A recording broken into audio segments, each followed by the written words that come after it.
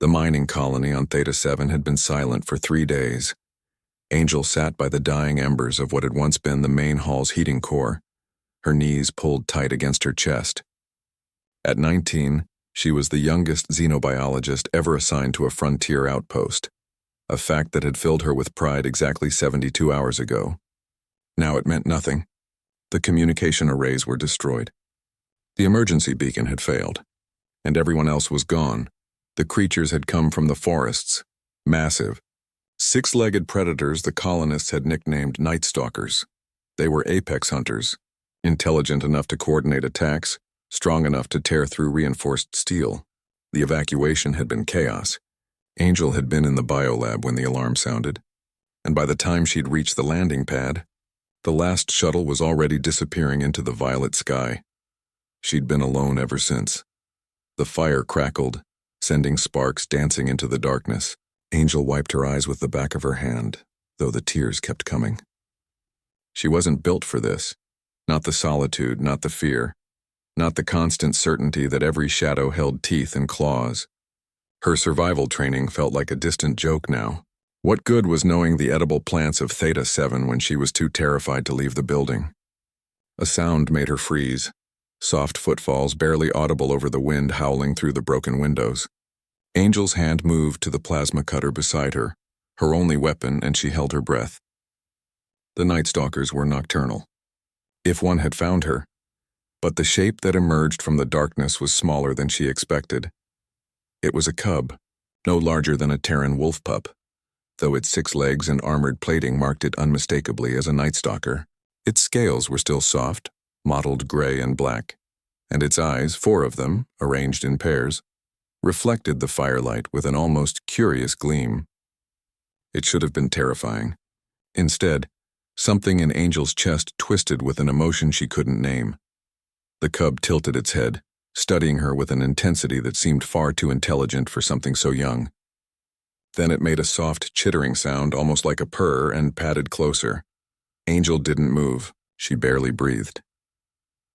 The cub stopped just outside the firelight's reach, then turned and disappeared back into the shadows.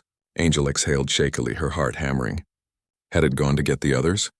Was this how it ended, lured into complacency by something small and seemingly harmless? But the cub returned moments later, dragging something in its jaws. It was a thermal blanket, the kind used in the colonists' emergency kits. The material was torn and dirty, clearly scavenged from somewhere in the ruins, but it was intact enough to provide warmth. The cub dropped it at the edge of the firelight, then backed away, watching her with those strange, intelligent eyes. Angel stared at the blanket, then at the cub. "You brought this for me?" The cub made that chittering sound again, softer this time, then settled onto its haunches. It didn't approach further. It simply watched, waiting. Slowly, carefully, Angel reached out and pulled the blanket toward her. It was warm, warmer than it should have been, as though the cub had been lying on it. She wrapped it around her shoulders, and for the first time in 3 days, the cold receded just enough for her to think clearly. "Thank you," she whispered.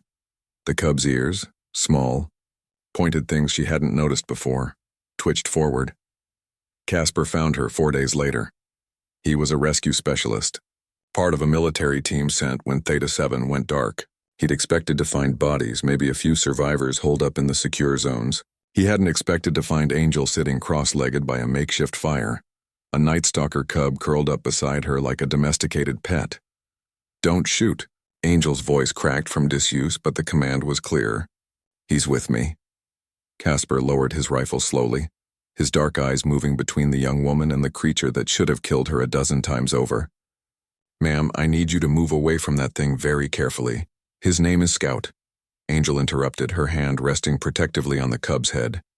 "And he saved my life." Over the next hour, while Casper's team secured the area and prepared for extraction, Angel told him everything.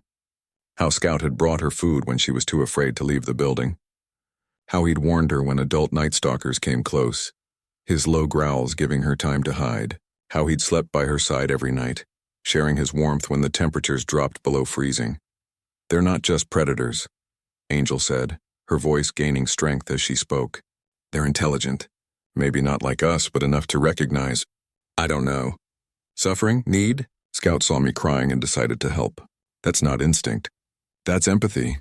Casper studied the cub, who stared back with those 4 unsettling eyes. He'd spent 15 years in xenocontact scenarios, and he knew sapience when he saw it. The brass isn't going to like this. I don't care what they like. Angel's jaw set in a way that reminded Casper of every stubborn scientist he'd ever worked with. Scout's coming with us, or I'm not leaving. To his surprise, Scout made that chittering purr sound and pressed closer to Angel's leg. The message was clear. Where she went, he went. Casper sighed and keyed his comm. Command, this is Rescue 7. We've got 1 survivor and a complication.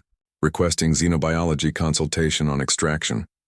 As they waited for clearance, Casper watched Angel stroke Scout's head, whispering promises that she'd keep him safe. The cub, the predator that should have been her death, closed all 4 eyes and rumbled contentedly. Humanity had a gift, Casper thought, for finding connection in the strangest places. For taking something terrifying and seeing past it to the person or being underneath. Maybe that was humanity's real strength. Not their weapons or their technology, but their stubborn, foolish refusal to give up on hope. Even when crying alone in the dark, they could inspire compassion in the most unlikely creatures. And sometimes, just sometimes, those creatures answered.